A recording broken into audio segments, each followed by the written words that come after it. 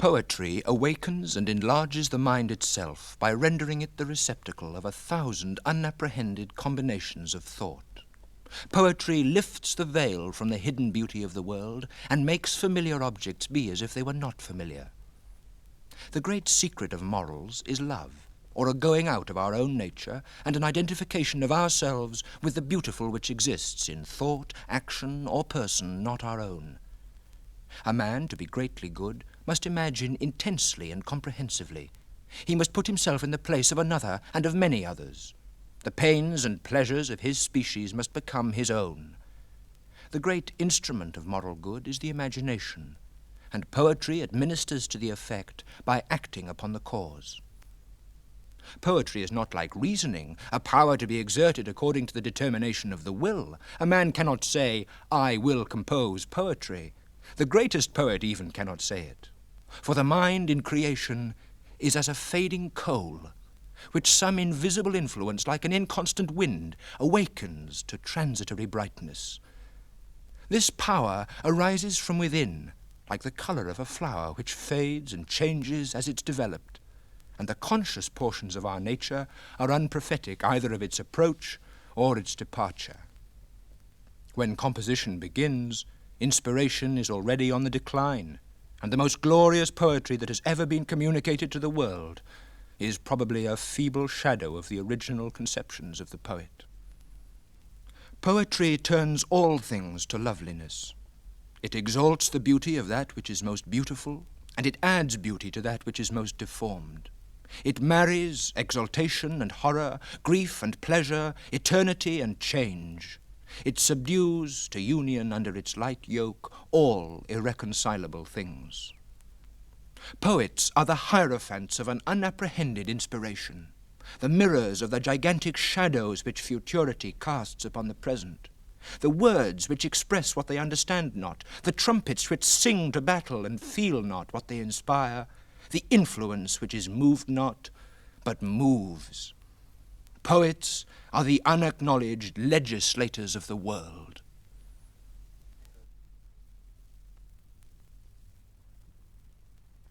An old, mad, blind, despised and dying king. Princes, the dregs of their dull race, who flow through public scorn, mud from a muddy spring. Rulers who neither see nor feel nor know, but leech-like to their fainting country cling, till they drop blind in blood without a blow. A people starved and stabbed in the untilled field. An army which liberticide and prey makes as a two-edged sword to all who wield. Golden and sanguine laws which tempt and slay. Religion Christless, godless, a book sealed. A senate, time's worst statute unrepealed, are graves, from which a glorious phantom may burst to illumine our tempestuous day.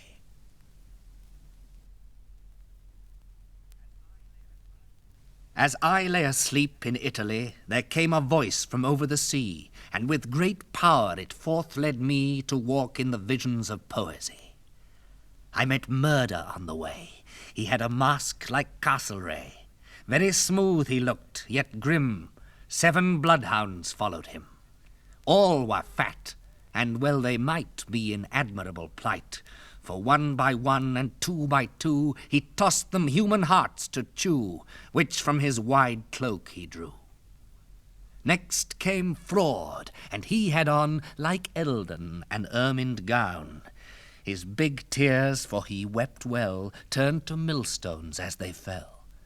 And the little children who round his feet played to and fro, thinking every tear a gem, had their brains knocked out by them. Clothed with the Bible, as with light and the shadows of the night, like Sidmouth next Hypocrisy on a crocodile rode by. And many more destructions played in this ghastly masquerade, all disguised even to the eyes, like bishops, lawyers, peers, or spies. Last came Anarchy. He rode on a white horse, splashed with blood. He was pale even to the lips, like death in the apocalypse. And he wore a kingly crown, and in his grasp a sceptre shone. On his brow this mark I saw: I am God, and King, and Law. What art thou, freedom? Oh, could slaves answer from their living graves this demand, tyrants would flee like a dream's dim imagery. Thou art not, as impostors say, a shadow soon to pass away, a superstition and a name echoing from the cave of fame. For the labourer thou art bread, and a comely table spread from his daily labour come in a neat and happy home. Thou art clothes and fire and food for the trampled multitude. No, in countries that are free, such starvation cannot be as in England now we see. To the rich thou art a check. When his foot is on the neck of his victim, thou dost make that he treads upon a snake. Thou art justice. Ne'er for gold may thy righteous laws be sold, as laws are in England. Thou shield'st alike the high and low. Thou art wisdom. Free men never dream that God will damn forever all who think those things untrue of which priests make such ado. Thou art peace. Never by thee would blood and treasure wasted be, as tyrants wasted them, when all leagued to quench thy flame in Gaul. What if English toil and blood was poured forth, even as a flood? It availed, O liberty, to dim but not extinguish thee. Thou art love. The rich have kissed thy feet, and like him following Christ, give their substance to the free, and through the rough world follow thee. Or turn their wealth to arms, and make war for thy beloved's sake on wealth, and war, and fraud, whence they drew the power which is their prey. Science, poetry, and thought are thy lamps. They make the lot of the dwellers in a cot so serene they curse it not. Spirit, patience, gentleness, all that can adorn and bless art thou. Let deeds, not words, express thine exceeding loveliness. Ye who suffer woes untold, or to feel or to behold your lost country bought and sold with a price of blood and gold, let a vast assembly be, and with great solemnity declare with measured words that ye are, as God has made ye, free. Rise like lions after slumber in unvanquishable number. Shake your chains to earth like dew which in sleep had fallen on you. Ye are many, they are few.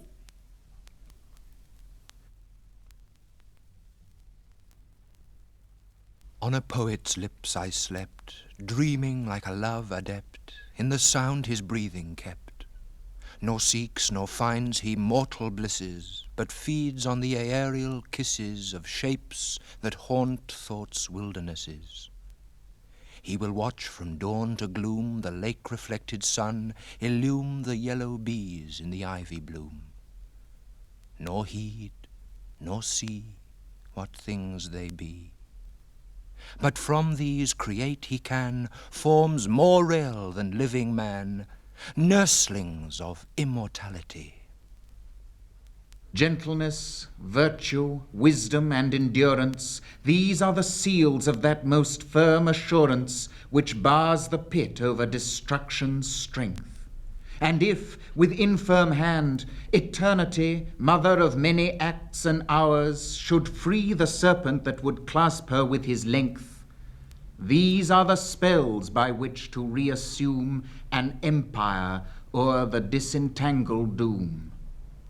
To suffer woes which hope thinks infinite, to forgive wrongs darker than death or night, to defy power which seems omnipotent, to love and bear, to hope till hope creates from its own wreck the thing it contemplates, neither to change nor falter nor repent. This, like thy glory, Titan, is to be good, great, and joyous, beautiful and free. This is alone life, joy, empire, and victory.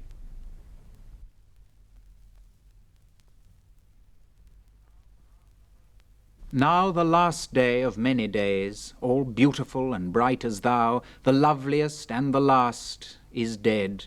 Rise, memory, and write its praise. Up to thy wonted work, come, trace the epitaph of glory fled. For now the earth has changed its face. A frown is on the heaven's brow. We wandered to the pine forest that skirts the ocean's foam. The lightest wind was in its nest, the tempest in its home. The whispering waves were half asleep, the clouds were gone to play, and on the bosom of the deep the smile of heaven lay. It seemed as if the hour were one sent from beyond the skies, which scattered from above the sun a light of paradise. We paused amid the pines that stood, the giants of the waste, tortured by storms to shapes as rude as serpents interlaced, and soothed by every azure breath that under heaven is blown to harmonies and hues beneath as tender as its own. Now all the treetops lay asleep like green waves on the sea, as still as in the silent deep the ocean woods may be. How calm it was! The silence there by such a chain was bound that even the busy woodpecker made stiller by her sound the inviolable quietness. The breath of peace we drew with its soft motion made not less the calm that round us grew. There seemed from the remotest seat of the white mountain waste to the soft flower beneath our feet a magic circle traced, a spirit interfused around, a thrilling silent life. To momentary peace it bound our mortal nature's strife. And still I felt the centre of the magic circle there was one fair form that filled with love the lifeless atmosphere. We paused beside the pools that lie under the forest bough. Each seemed as 'twere a little sky, gulfed in a world below, a firmament of purple light which in the dark earth lay, more boundless than the depth of night, and purer than the day, in which the lovely forests grew as in the upper air, more perfect both in shape and hue than any spreading there. There lay the glade and neighbouring lawn, and through the dark green wood the white sun twinkling like the dawn out of a speckled cloud. Sweet views, which in our world above can never well be seen, were imaged by the water's love of that fair forest green. And all was interfused beneath with an Elysian glow, an atmosphere without a breath, a softer day below. Like one beloved the scene had lent to the dark water's breast its every leaf and lineament, with more than truth expressed. Until an envious wind crept by, like an unwelcome thought, which from the mind's too faithful eye blots one dear image out. Though thou art ever fair and kind, the forests ever green, less oft is peace in Shelley's mind than calm in waters seen.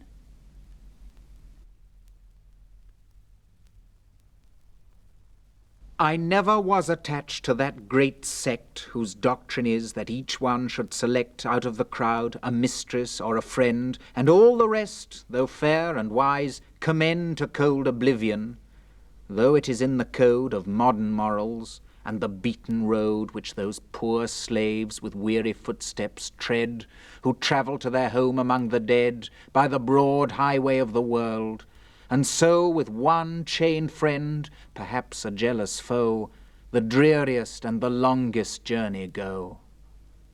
True love in this differs from gold and clay, that to divide is not to take away. Love is like understanding that grows bright, gazing on many truths. 'Tis like thy light imagination, which from earth and sky, and from the depths of human fantasy, as from 1,000 prisms and mirrors, fills the universe with glorious beams, and kills error, the worm, with many a sun-like arrow of its reverberated lightning. Narrow the heart that loves, the brain that contemplates, the life that wears, the spirit that creates one object and one form, and builds thereby a sepulchre for its eternity. A ship is floating in the harbour now, a wind is hovering o'er the mountain's brow, there is a path on the sea's azure floor, no keel has ever ploughed that path before. The halcyons brood around the foamless isles, the treacherous ocean has forsworn its wiles. The merry mariners are bold and free. Say, my heart's sister, wilt thou sail with me? Our bark is as an albatross, whose nest is a far Eden of the purple east. And we between her wings will sit, while night and day and storm and calm pursue their flight, our ministers, along the boundless sea, treading each other's heels unheededly.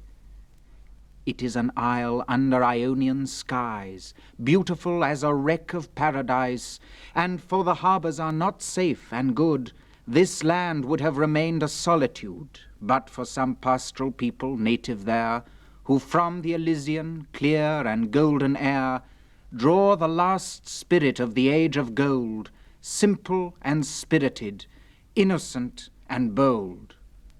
The blue Aegean girds this chosen home, with ever-changing sound and light and foam, kissing the sifted sands and caverns hoar, and all the winds wandering along the shore undulate with the undulating tide. There are thick woods where sylvan forms abide, and many a fountain, rivulet, and pond, as clear as elemental diamond, or serene morning air. And far beyond, the mossy tracks made by the goats and deer, which the rough shepherd treads but once a year, pierce into glades, caverns, and bowers and halls, built round with ivy, which the waterfalls, illumining with sound that never fails, accompany the noonday nightingales. And all the place is peopled with sweet airs. The light, clear element which the isle wears is heavy with the scent of lemon flowers, which floats like mist laden with unseen showers, and falls upon the eyelids like faint sleep. And from the moss, violets and jonquils peep, and dart their arrowy odour through the brain, till you might faint with that delicious pain. And every motion, odour, beam, and tone, with that deep music is in unison, which is a soul within the soul. They seem like echoes of an antenatal dream.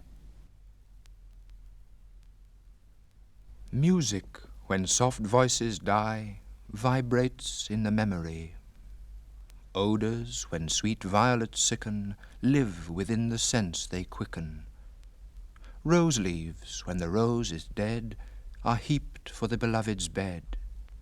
And so thy thoughts, when thou art gone, love itself shall slumber on.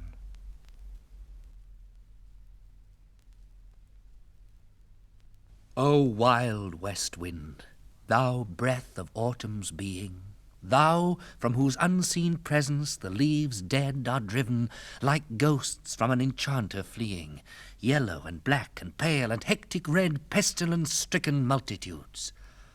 O thou who chariotest to their dark wintry bed the winged seeds, where they lie cold and low, each like a corpse within its grave, until thine azure sister of the spring shall blow her clarion o'er the dreaming earth, and fill, driving sweet buds like flocks to feed in air, with living hues and odours, plain and hill.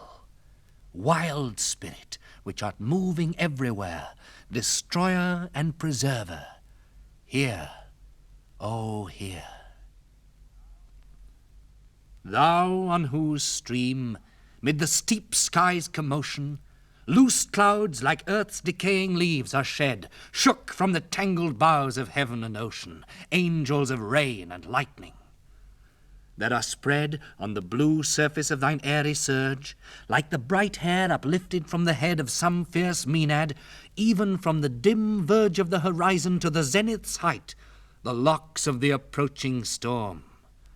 Thou dirge of the dying year, to which this closing night will be the dome of a vast sepulchre, vaulted with all thy congregated might of vapours, from whose solid atmosphere black rain and fire and hail will burst. O hear! Thou who didst waken from his summer dreams the blue Mediterranean where he lay, lulled by the coil of his crystalline streams, beside a pumice isle in Bai's Bay, and saw in sleep old palaces and towers quivering within the waves' intenser day, all overgrown with azure moss and flowers so sweet the sense faints picturing them. Thou for whose path the Atlantic's level powers cleave themselves into chasms, while far below the sea blooms and the oozy woods which wear the sapless foliage of the ocean know thy voice, and suddenly grow grey with fear, and tremble and despoil themselves. O hear! If I were a dead leaf thou mightest bear, if I were a swift cloud to fly with thee, a wave to pant beneath thy power, and share the impulse of thy strength, only less free than thou, O uncontrollable. If even I were as in my boyhood, and could be the comrade of thy wanderings over heaven, as then, when to outstrip thy skyey speed scarce seemed a vision, I would ne'er have striven as thus with thee in prayer in my sore need. O lift me as a wave, a leaf, a cloud. I fall upon the thorns of life, I bleed. A heavy weight of hours has chained and bowed one too like thee, tameless and swift and proud. Make me thy lyre, even as the forest is. What if my leaves are falling like its own? The tumult of thy mighty harmonies will take from both a deep autumnal tone, sweet though in sadness. Be thou spirit fierce, my spirit. Be thou me, impetuous one. Drive my dead thoughts over the universe, like withered leaves, to quicken a new birth, and by the incantation of this verse, scatter, as from an unextinguished hearth ashes and sparks, my words among mankind. Be through my lips to unawakened earth the trumpet of a prophecy. O wind, if winter comes, can spring be far behind?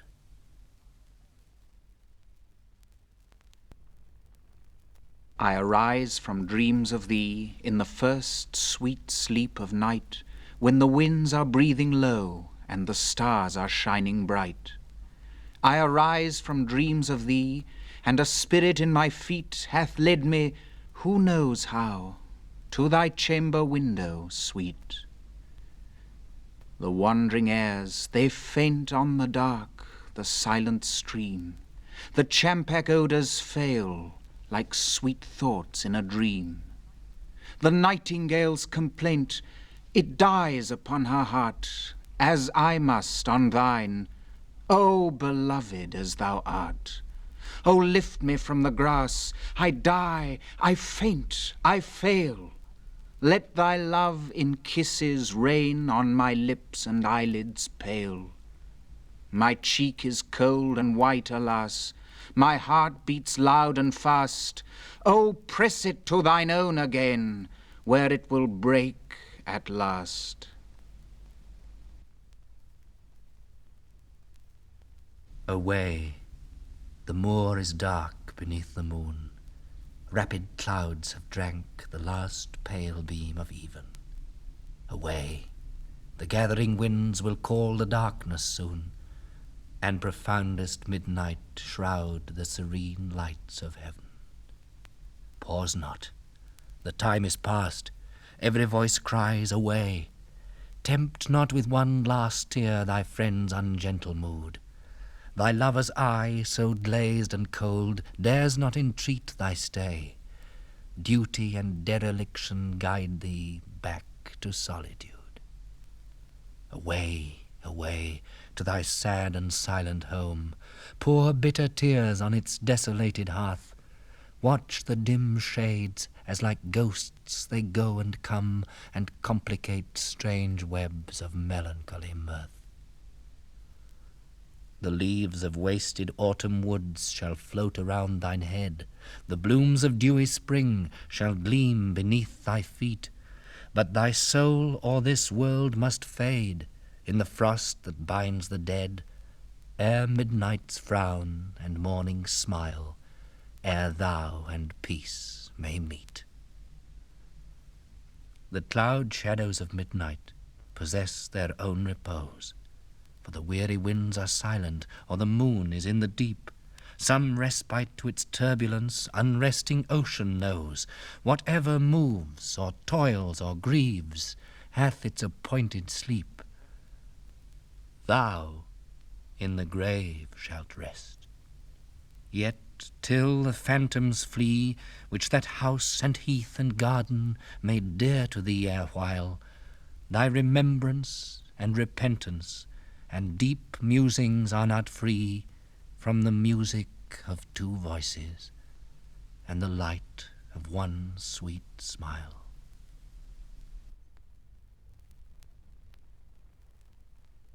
The fountains mingle with the river, and the rivers with the ocean. The winds of heaven mix forever with a sweet emotion. Nothing in the world is single. All things by a law divine in one spirit meet and mingle. Why not I with thine? See the mountains kiss high heaven, and the waves clasp one another. No sister flower would be forgiven if it disdained its brother. And the sunlight clasps the earth, and the moonbeams kiss the sea. What is all this sweet work worth, if thou kiss not me?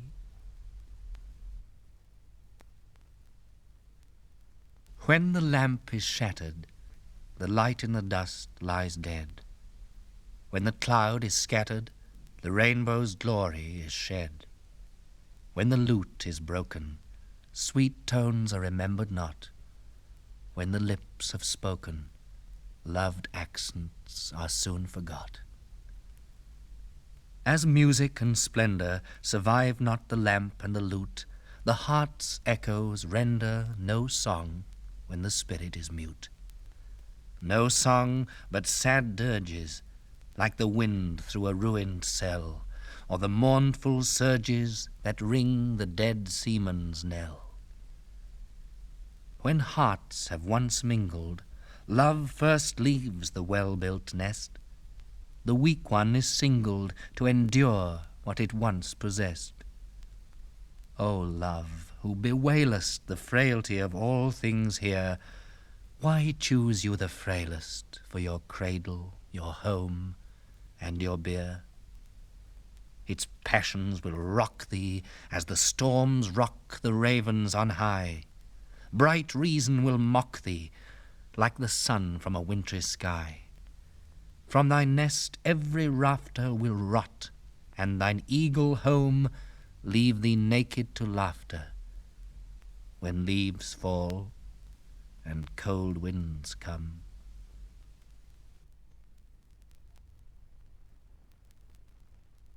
I weep for Adonais, he is dead.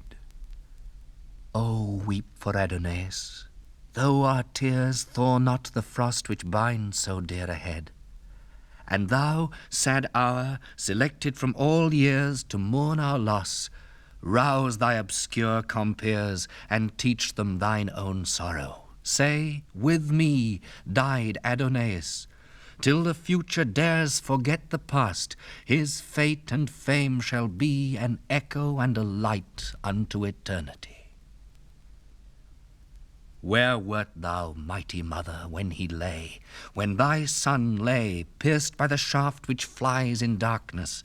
Where was lorn Urania, when Adonais died? With veiled eyes, mid listening echoes, in her paradise she sat, while one with soft enamoured breath rekindled all the fading melodies with which, like flowers that mock the corse beneath, he had adorned and hid the coming bulk of death. Oh, weep for Adonais, he is dead. Wake, melancholy mother, wake and weep.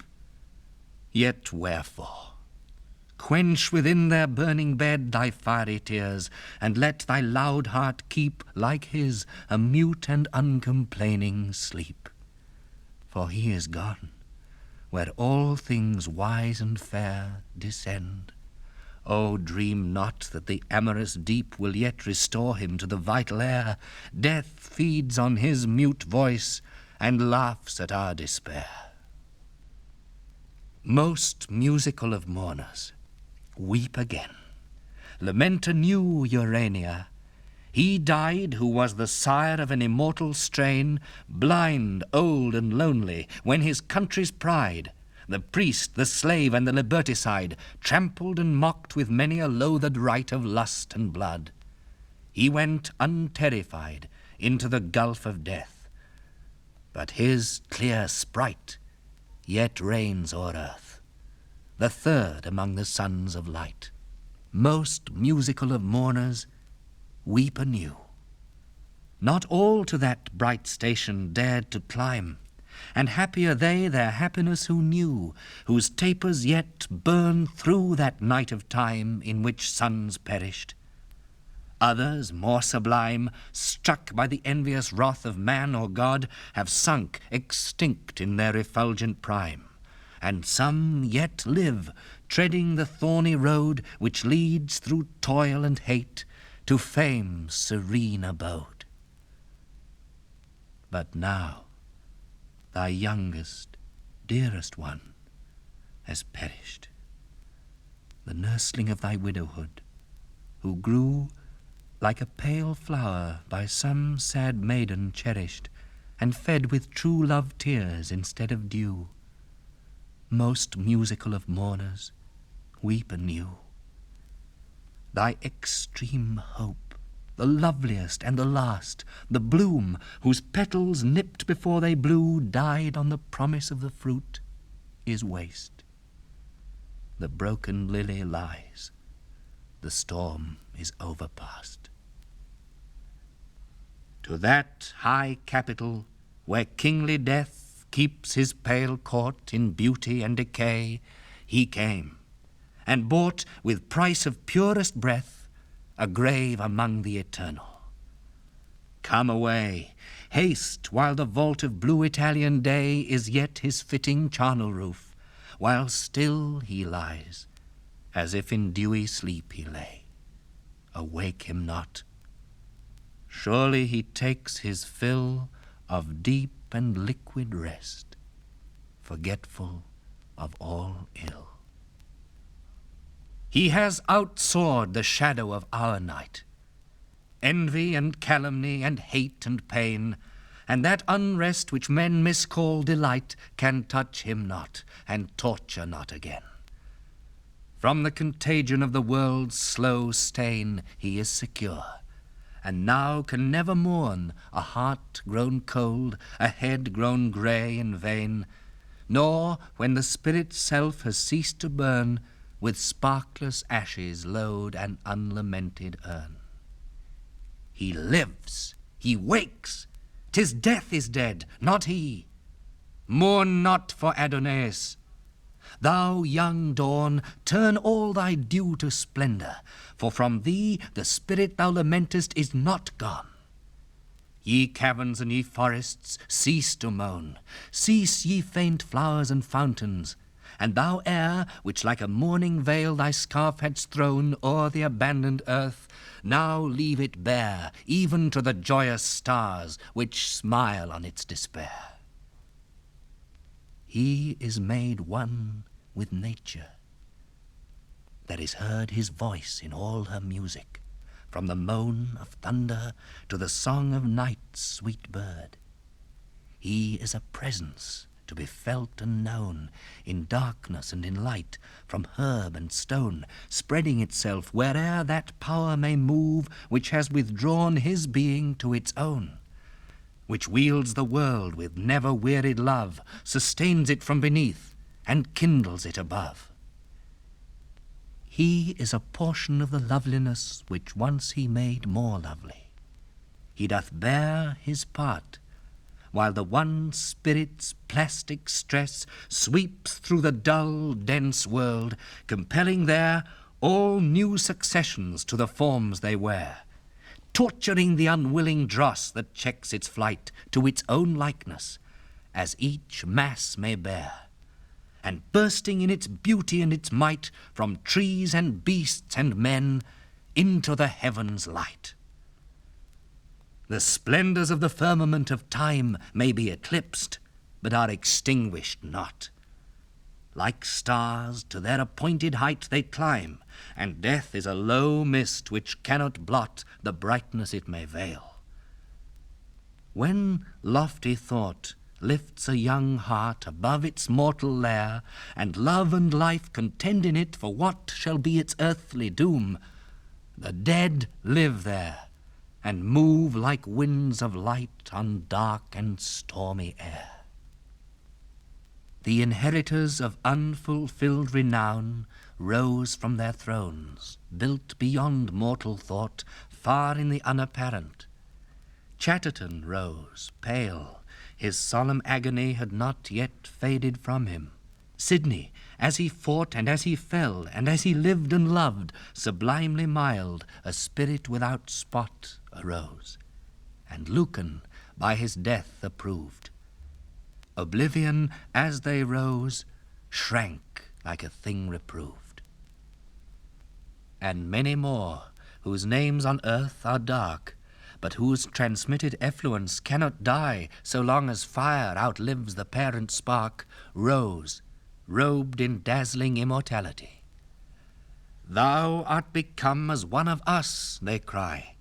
It was for thee yon kingless sphere has long swung blind in unascended majesty, silent, alone, amid an heaven of song.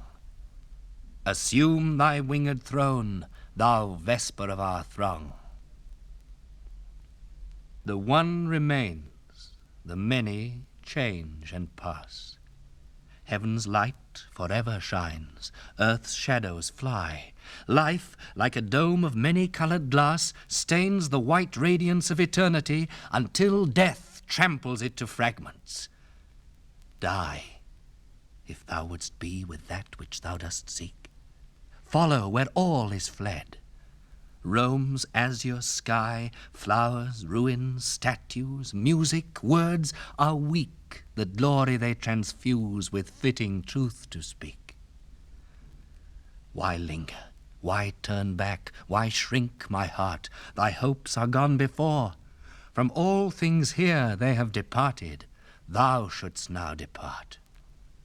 A light is passed from the revolving year, and man and woman.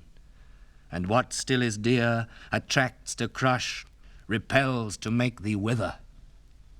The soft sky smiles, the low wind whispers near, 'tis Adonais calls, oh, hasten thither, no more let life divide what death can join together. That light whose smile kindles the universe, that beauty in which all things work and move, that benediction which the eclipsing curse of birth can quench not, that sustaining love which through the web of being blindly wove by man and beast and earth and air and sea burns bright or dim, as each are mirrors of the fire for which all thirst, now beams on me, consuming the last clouds of cold mortality. The breath whose might I have invoked in song descends on me. My spirit's bark is driven far from the shore, far from the trembling throng whose sails were never to the tempest given. The massy earth and sphered skies are riven. I am borne darkly, fearfully, afar, whilst burning through the inmost veil of heaven, the soul of Adonais, like a star, beacons from the abode where the eternal are.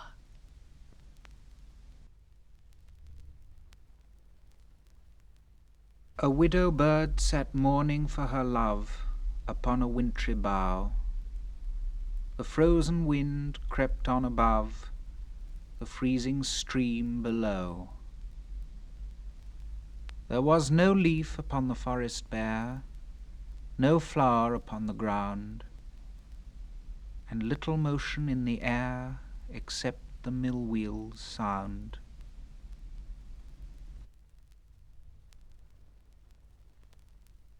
Swiftly walk o'er the western wave, spirit of night, out of the misty eastern cave, where all the long and lone daylight thou wovest dreams of joy and fear, which make thee terrible and dear. Swift be thy flight. Wrap thy form in a mantle grey, star inwrought. Blind with thine hair the eyes of day, kiss her until she be wearied out, then wander o'er city and sea and land, touching all with thine opiate wand. Come, long sought. When I arose and saw the dawn, I sighed for thee. When light rode high and the dew was gone, and noon lay heavy on flower and tree, and the weary day turned to his rest, lingering like an unloved guest, I sighed for thee. Thy brother Death came and cried, Wouldst thou me? Thy sweet child Sleep, the filmy-eyed, murmured like a noontide bee, Shall I nestle near thy side? Wouldst thou me? And I replied, No, not thee. Death will come when thou art dead, soon, too soon. Sleep will come when thou art fled. Of neither would I ask the boon I ask of thee, beloved night. Swift be thine approaching flight. Come soon, soon.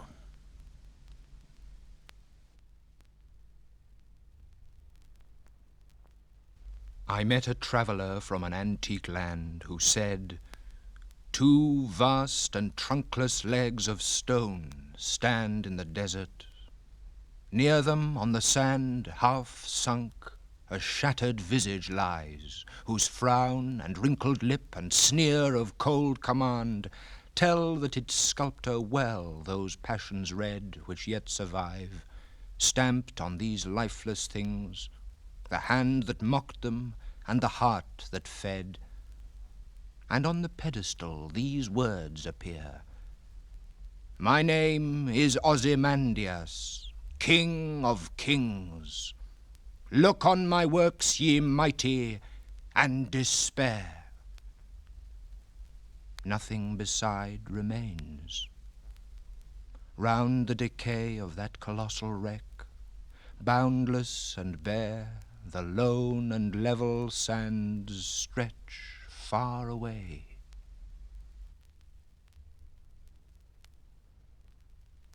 The world's great age begins anew, the golden years return.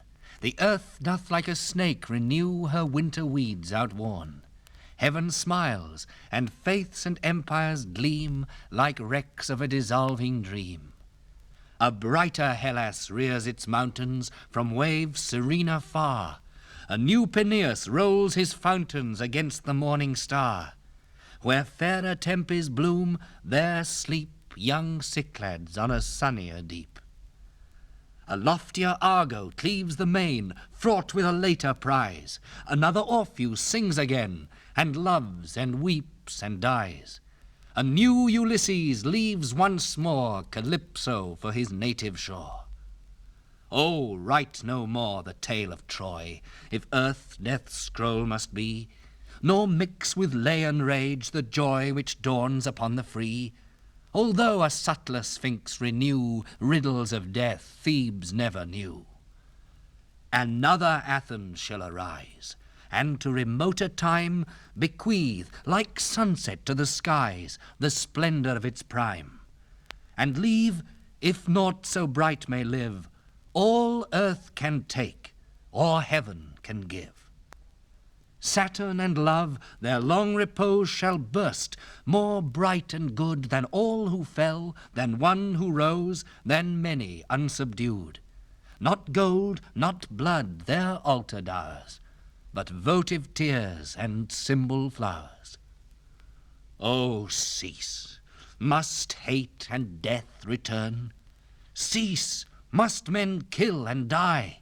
Cease! Drain not to its dregs the urn of bitter prophecy. The world is weary of the past. Oh, might it die or rest at last.